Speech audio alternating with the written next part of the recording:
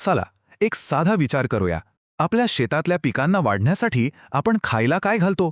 याचं उत्तर आहे पोषण. आणि हेच पोषण देण्यासाठी खतं खूप महत्वाची असतात. आज आपण शेतीतल्या अशाच दोन मोठ्या पर्यायांबद्दल बोलणार आहोत.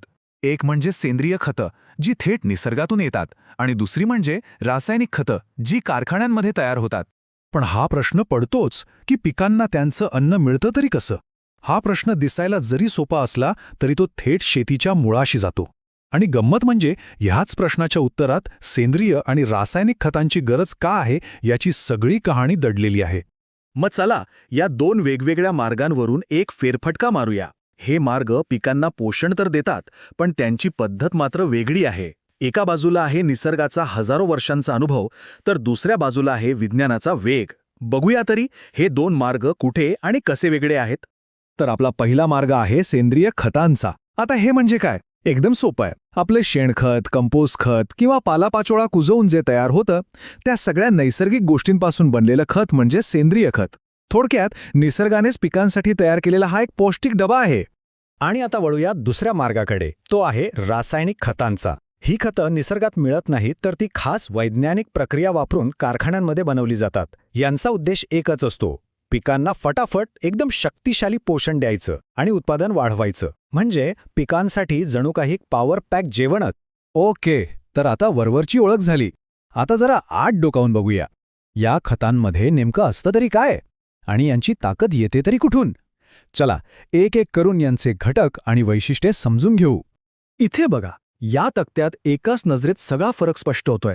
सेंद्रिय खतांमध्ये काय आहे तर नायट्रोजन, फॉस्फरस, पोटॅशियम हे सगळं नैसर्गिकरित्या येतं, म्हणजे वनस्पती आणि प्राण्यांच्या अवशेषांमधनं. आणि दुसऱ्या बाजूला रासायनिक खतं बघा, युरिया, सुपरफॉस्फेट ही सगळी तीव्र शक्तिशाली रसायनं आहेत, जी थेट फॅक्टरीमध्ये बनवली जातात.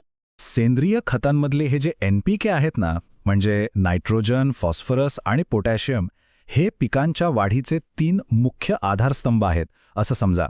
नायट्रोजन पिकाची उंची आणि पानं वाढवतो, फॉस्फरस मुळांना एकदम घट्ट आणि मजबूत बनवतो, आणि पोटॅशियम पिकाला आजारांपासून लढण्याची ताकद देतो. आता रासायनिक खतांचं बघा, इथे प्रत्येक केमिकलचं काम एकदम ठरलेलं असतं, एकदम टार्गेटेड. युरिया म्हणजे नायट्रोजनचा भडीमार, जो पिकाची वाढ एकदम झपाट्याने करतो. सुपर फॉस्फेट फॉस्फरस देऊन पिकाला ताकद देतं, तर अमोनियम नायट्रेट पिकाचा ढाचा मजबूत करतो. आणि या सगळ्याचा परिणाम तो थेट उत्पादनात दिसतो, प्रचंड वाढ. बरं, तर आता आपल्याला कळलंय की या खतांमध्ये काय असतं. पण म्हणतात ना, प्रत्येक नाण्याला 2 बाजू असतात. मग आता यांचे फायदे काय आणि तोटे काय हेही बघायलाच हवं. चला यांची थेट तुलनाच करूया, म्हणजे चित्र एकदम स्पष्ट होईल. सेंद्रिय खतांचा सगळ्यात मोठा प्लस पॉइंट काय तर ते निसर्गाशी जुळवून घेतात. जमिनीचा पोत सुधारतात, तिला एक प्रकारे जिवंत ठेवतात. या उलट रासायनिक खतांची ताकद आहे त्यांच्या स्पीडमध्ये. ती पिकांना एक इन्स्टंट बूस्ट देतात आणि उत्पादन कमी वेळेत जास्त मिळतं. पण फायद्यांबरोबर काही धोकेही आहेतच. सेंद्रिय खतांमध्ये काय होतं की त्यांचा किती आणि कसा वापर करायचा यावर अचूक नियंत्रण ठेवणं जरा अवघड जातं. आणि जर वापर चुकला तर त्यानेही पर्यावरणावर परिणाम होऊ शकतो. पण रासायनिक खतांचा धोका खूप मोठा आहे. एक तर प्रदूषण खूप होतं, पाणी, जमीन सगळं खराब होतं.